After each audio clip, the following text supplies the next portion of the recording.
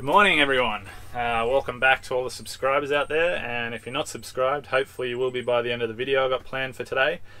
But first, let me just show you where I got to wake up this morning because it's pretty awesome. So this is the view out the side of my side door. If you can't tell, that's the ocean, and I don't know if you'll be able to see, but just poking out near that house over there, just this little bit here, that's actually an island which I'm going to try and get to later. But I'm in Windang, which is a small coastal town in southern New South Wales. It's kind of near Wollongong, so I don't know if you know that area. But anyway, that's where I am. Felt like a change of scenery, and I think it's pretty cool. We're going to go for a swim later and stuff. But first, I got to make some breakfast to get the day started, so let's get to doing that. And yeah.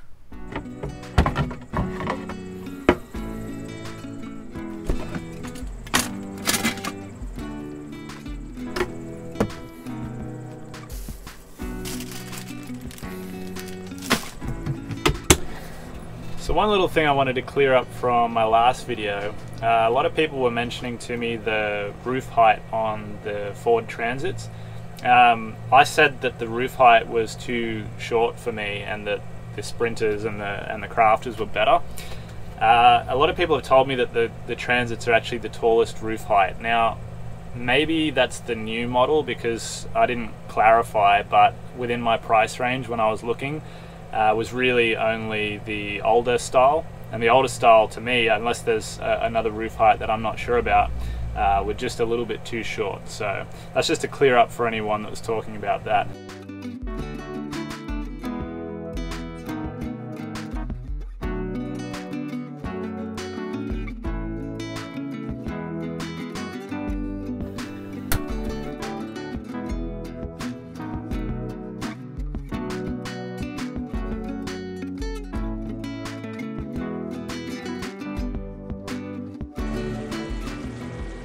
So while we're in Windang today, I thought what I might also do is talk about some of the stuff that I use on a pretty regular basis that makes van life just that little bit better.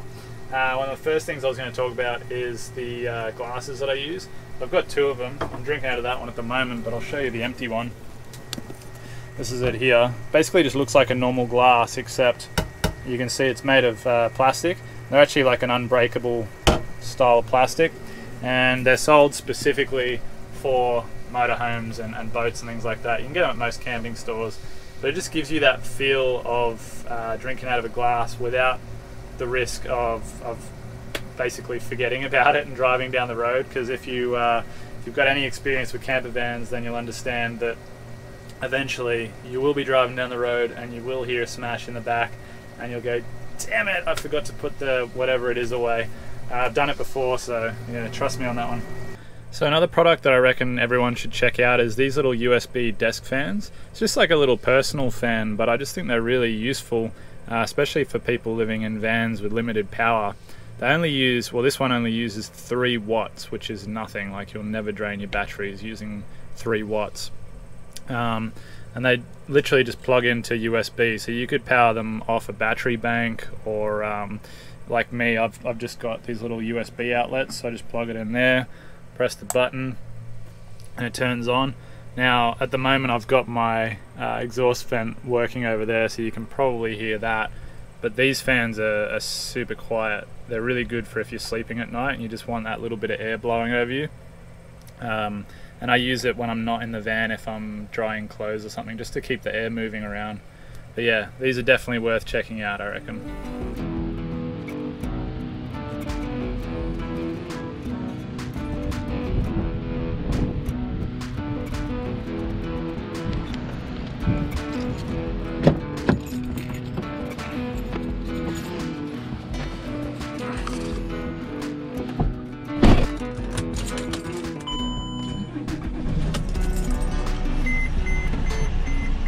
Alright, breakfast is done. Let's go and check out the beach. See if I can get out to that island. I think there's like a sandbar that you can walk along, so we'll go check it out anyway.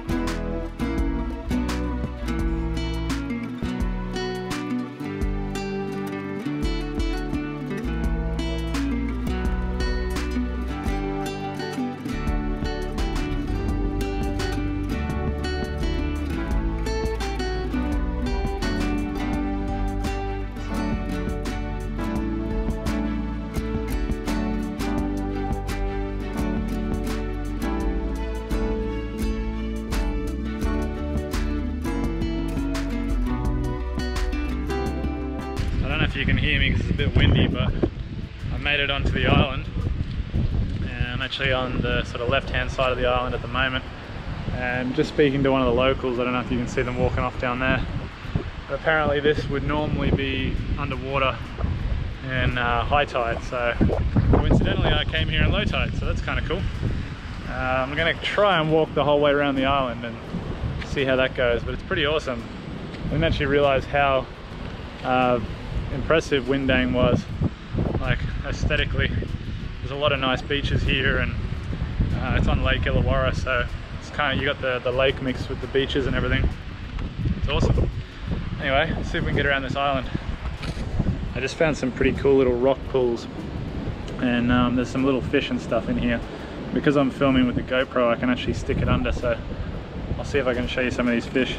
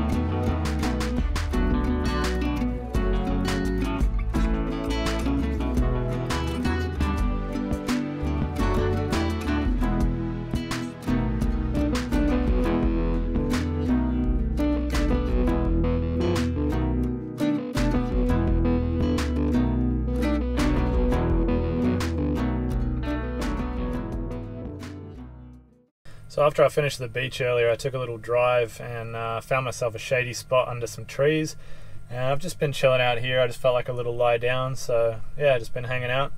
But I might go over a couple more of those products that I was talking about, just things that I think will make your life a little bit easier if you live in a van. So you'll learn pretty quick if you're living in a van in such a small space, if you're cooking and things like that all the time, that smells are an issue. And you know, especially in winter, if you don't have windows and doors and stuff open a lot, if you're cooking in the van all the time, it's just going to constantly smell like food. And if you've got rubbish and you forget to take it out every day, if you leave it an extra day, that's going to make the van smell, things like that. So what I use is I have either incense sticks or diffuser. I've got a little USB diffuser, so I'll show you those. This here is the little diffuser, and basically you just put like essential oils in there, and I think that's what they call it, essential oils. I don't know, I'm not into all that stuff. You put oil in there and water, and it sort of turns it into this little mist that you can see coming out, and it just diffuses the smell in the air. That's really good. I think that's probably the best option for most people. But then I also like using these, just the normal incense sticks that you burn. I use all natural ones. Mine aren't made with chemicals and things like that. It sort of just smells like if you were burning herbs or something. But it will give off like a smoky smell. So if you don't like that, then I don't recommend this. But I actually do like that smell, so I really like using that. And then I like using this as well. This one's probably a little bit easier to breathe around. But if you do have either of them on, particularly the incense sticks, I recommend having like plenty of ventilation. At the moment I've got that one open, and I've got that one open with the fan turned on, because if you just have these things burning and no ventilation, you're not going to be able to breathe pretty quickly. Something that every single person who's living in a van should have is a decent fire extinguisher, and preferably 2 or more if you can, just in case the one doesn't work or you can't get to it. I keep 2 of these. I've got one at the front of the van, one at the back of the van.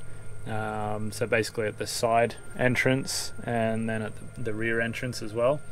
And basically, yeah, if you're cooking or you've got electrical systems and things like that, basically anything that could set on fire, these are super important. And I've seen quite a few people's vans set on fire online using different types of gas stove and such.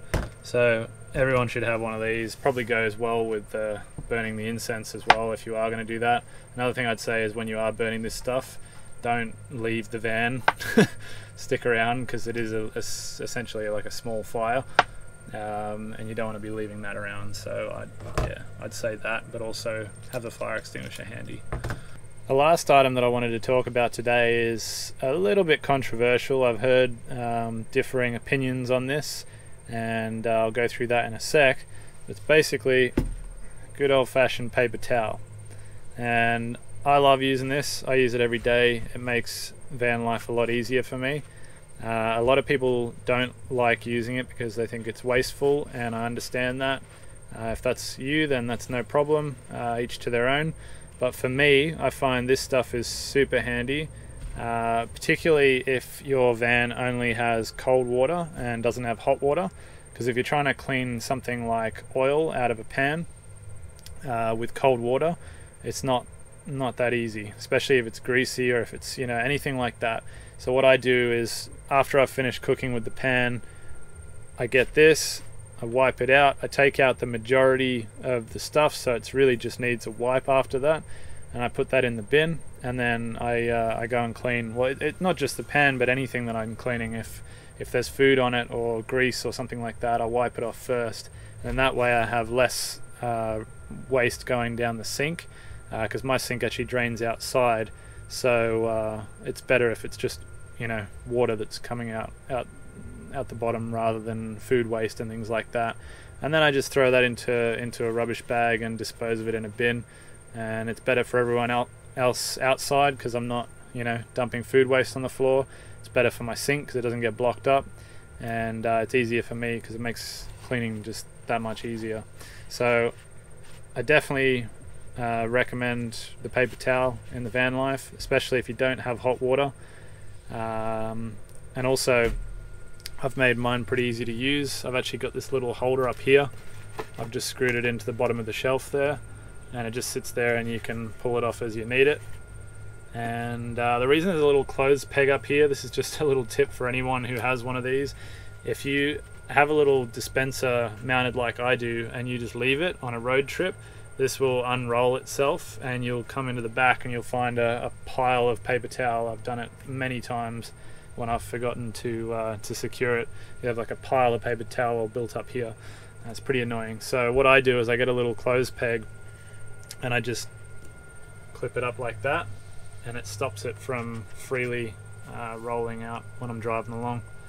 So I'm just on my way back up north to my hometown now, and I thought one more little thing I wanted to cover while I've still got some light. A few people asked me in one of my previous videos, I think it might have been the last video, but a few people were asking me what to go with my shoulder was, because on my left shoulder here I have like a bump.